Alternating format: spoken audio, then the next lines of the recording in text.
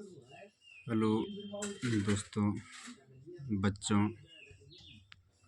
मैं आज आप लोगों को झारखंड का इतिहास, जिसमें झारखंड के जो प्राचीन नाम हैं, जो किस नाम से जाने जाते हैं, झारखंड को विभिन्न ग्रंथों में और विभिन्न समयों में क्या क्या कहा गया है, इसके क्षेत्रों को, जैसे रांची हो गया, राजमहल हो गया, इनके जो अनेक नाम हैं, इससे मैं आप लोगों को अवगत कराऊंगा और आज इसके बारे में जानकारी दूंगा, जो आपको अपने किसी भी तरह का परीक्षा या तो प्रश्न अभ्यास में सहायता मिलेंगे, आपके जीके का नॉलेज बढ़ेगा। सबसे पहले मैं झारखंड का इतिहास से संबंधित जो चीज़ें हैं, उसमें मैं आप सबको पहला चीज़ झारखंड क्षेत्र का है प्रथम साहित्यिक उल्लेख। झारखंड का प्रथम क्षेत्र का प्रथम साहित्यिक उल्लेख किस ग्रंथ में मिलता है? तो इसका उत्तर है प्रथम साहित्यिक ग्रंथ ऐत्रेय ब्राह्मण, है ना। ऐत्रेय ब्राह्मण एक ग्रंथ है और यहाँ इसको झारखंड का जो नाम दिया गया है वो या तो पुंड कहा गया है या तो पुंड्र कहा गया है। पुंड या तो पुंड्र बोला गया है। फिर है दूसरा प्रश्न है झारखंड शब्द का प्रथम पुरातात्विक प्रमाण, मतलब झारखंड जो शब्द आया है और आज जो हम लोग झारखंड शब्द सुन रहे हैं, इसका प्रथम पुरातात्विक प्रमाण कहाँ से मिलता है? मतलब जो पहले राजा वगैरह होते थे या तो फिर मतलब राजा ही, और जो भी शासक हुए हैं, राजा या शासक, उन्होंने जो शब्द यूज किया था किसी भी लिखे हुए प्रमाण के रूप में, या तो किसी पत्र पे या तो फिर पत्थरों पे या तो धातुओं जैसे तांबा, कांसा, पीतल वगैरह, ऐसे चीज़ों पर जो लिखा हुआ मिला है झारखंड का नाम, तो यह है झारखंड शब्द का प्रथम पुरातात्विक प्रमाण 13वीं शताब्दी के ताम्रपद में मिलता है। मतलब झारखंड शब्द का प्रथम पुरातात्विक प्रमाण कब और किस में मिलता है, मतलब कब है और किस चीज़ में लिखा हुआ है, कहाँ पे लिखा हुआ है? इसका उत्तर है झारखंड शब्द का प्रथम पुरातात्विक प्रमाण 13वीं शताब्दी, मतलब 13वीं शताब्दी मतलब क्या है कि 1200 ईस्वी से 1300 ईस्वी के बीच का जो टाइमिंग है उसी के में मिलता है। और यह कहाँ मिलता है? ताम्रपद। ताम्रपद एक को कोई लिखा हुआ, या तो कह सकते हैं तांबे का पत्र भी बोल सकते हैं, वहाँ पद लिखा हुआ है ना, मतलब तांबे धातु पे बना हुआ एक हार्ड मैटर पे जो है सो मिलता है झारखंड शब्द, है ना। झारखंड वहाँ से शुरुआत हुआ है, हम लोग जो आज जान रहे हैं। झारखंड का जो नाम और है विभिन्न ग्रंथों में, तो उसके झारखंड के विभिन्न ग्रंथों में नाम जो है, पहला है पुंड या पुंड्र, है ना। झारखंड का नाम पुंड या पुंड्र कहा गया है। तो सॉरी, मतलब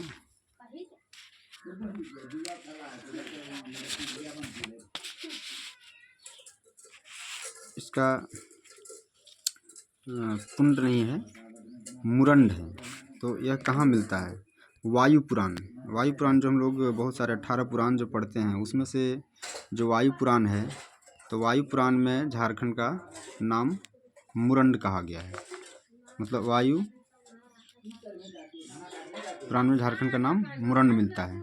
हम प्रश्न पूछ सकते हैं कि किस पुराण में झारखंड का नाम मुरंड है, तो बोलेंगे वायु पुराण में। या तो ऐसे पूछ सकते हैं वायु पुराण में झारखंड का नाम क्या कहा गया है, तो आंसर होगा मुरंड। दूसरा है विष्णु पुराण। तो विष्णु पुराण में झारखंड का नाम मुंड है। मतलब विष्णु पुराण में झारखंड का नाम क्या है?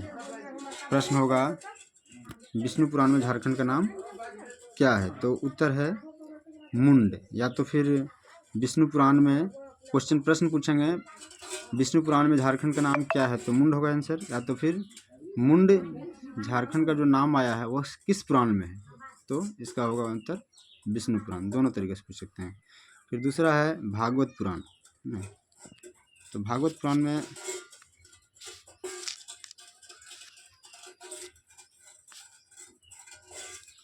भी एक नाम आया झारखंड का, जिसका नाम है किक्कट प्रदेश।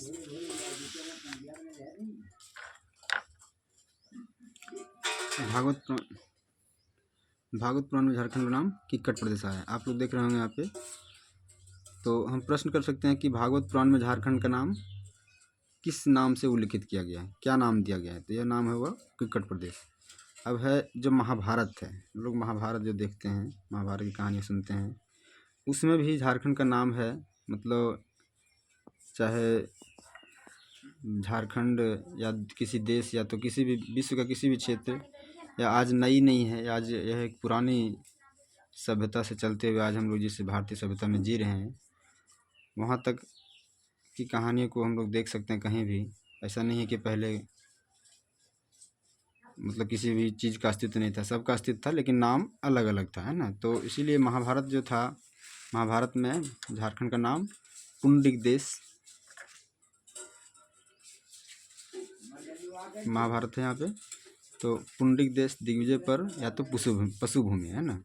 तो झारखंड महाभारत में जो है सो झारखंड का नाम पुंडलिक देश है, दिग्विजय पर है, या तो पशुभूमि है। अब है कौटिल्य के अर्थशास्त्र में हम लोग जाएंगे।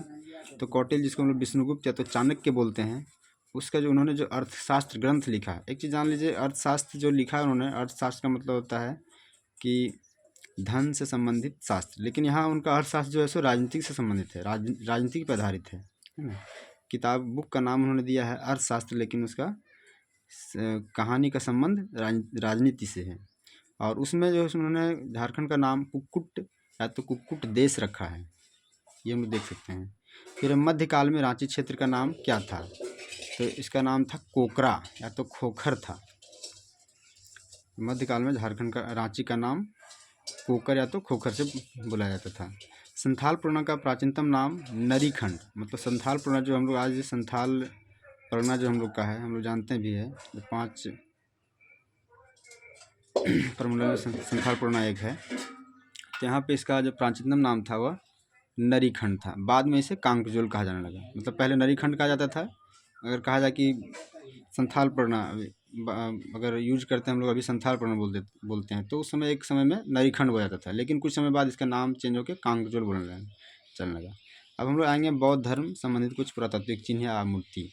मतलब बौद्ध धर्म से संबंधित कुछ जो चिन्ह है, पुरातात्विक चिन्ह का मतलब हम पहले बता चुके हैं कि जो चीज़ें प्राचीन इतिहास की जानकारी देती है, जैसे कि सिक्के, पत्थर या तो अवशेष, है ना, जो कोई भी मरा हुआ होता है उसके हड्डी वगैरह, तो ऐसे चीज़ों से जो खोद के हम निकालते हैं ज़मीन से, और उससे जो हमको किसी कहानी के बारे में जानकारी मिलता है, उसी को पुरातात्विक चिन्ह बोलते हैं, है ना। तो या तो कोई चीज़ मूर्ति वगैरह बना होता है जो कि हम ज़मीन पर भी देख सकते हैं। तो खासकर जो मूर्तियाँ जो है सो ज़मीन में छुप गया होता है। आज से हज़ारों साल पहले की कहानी जो हम पढ़ते हैं, तो ज़मीन के ऊपर बहुत ही कम ही दिखता है, या तो वह कहीं दब जाता है या तो कहीं पहाड़ों में छुपा हुआ मिलता है। तो वैसे चीज़ों को हम खोद के या तो उसको बहुत ढूंढने के बाद मिलता है, तो उनसे जो कहानी पता चलता है या तो उनसे संबंधित जो चीज़ें जानकारी मिलती है, उसे हम पुरातात्विक प्रमाण बोलते हैं। तो इसमें है एक पहला है मूर्तिया गांव पलामू। पलामू के मूर्तिया गांव में एक सिंह शीर्ष मिला है जो सांची स्तूप के समान है ना। मतलब मूर्तिया गांव है कहाँ पे, पलामू में है। तो यहाँ पे क्या मिला है, एक सिंह शीर्ष मिला है। सिंह शीर्ष मतलब कि एक शेर का सिर, और शेर का सिर है, और या फिर कह रहा है कि यह सांची का स्तूप के जो द्वार पे जो सिंह का शीश छपा हुआ है उसी के समान है ना। मतलब हम यहाँ देखें, हम शॉर्ट में लिखे हैं सांची स्तूप के समान। मतलब मूर्तिया गांव पलामू में एक सिंह शीश मिला है। हम इससे एक क्वेश्चन पूछा जा सकता है कि सांची के स्तूप समान झारखंड में सिंह शीश कहाँ मिला है, तो मूर्तिया गांव पलामू में। या तो सीधा हम क्वेश्चन पूछेंगे कि मूर्तिया गांव पलामू में, अगर आसान शॉर्ट क्वेश्चन पूछेंगे तो झारखंड में सिंह शीश कहाँ मिला है, तो मूर्तिया गांव पलामू में। ठीक है, दोनों तरीके से क्वेश्चन पूछ सकते हैं। फिर है करुआ ग्राम। करुआ ग्राम है एक जहाँ पे बौद्ध स्तूप है। बौद्ध का स्तूप मतलब स्तूप जो होता है पत्थर का, तो बौद्ध स्तूप मिलता है कहाँ पे, करुआ ग्राम में। फिर है सूर्यकुंड बरही के निकट हजारीबाग। हम लोग बरही नाम सुने, हम लोग नज़दीक हैं झारखंड से, बरही से। तो सूर्यकुंड बरही में है एक हजारीबाग में वह क्या है, बुद्ध की प्रस्तर मूर्ति, प्रस्तर मूर्ति मतलब पत्थर की मूर्ति है वहाँ पे बुद्ध की। फिर है बेलवा दाग ग्राम खुट्टी में, खुट्टी के बेलवा दाग गांव में एक बौद्ध विहार है ना। बौद्ध विहार मतलब बुद्ध से संबंधित जो बहुत सारी मूर्तियाँ, या तो एक बौद्ध विहार मतलब छोटा सा पार्क हम कह सकते हैं। तो वहाँ पे सारे बुद्ध से संबंधित सारा चीज़ वहाँ पे देखने को मिलेगा हमको, बहुत सारा चीज़ जो मूर्ति वहाँ बना हुआ है, पद चिन्ह वगैरह ऐसा हो सकता है। फिर है जोन्हा जलप्रपात, यहाँ पे एक बुद्ध प्रतिमा है ना। जोन्हा जलप्रपात हम गए भी हैं जोन्हा जलप्रपात।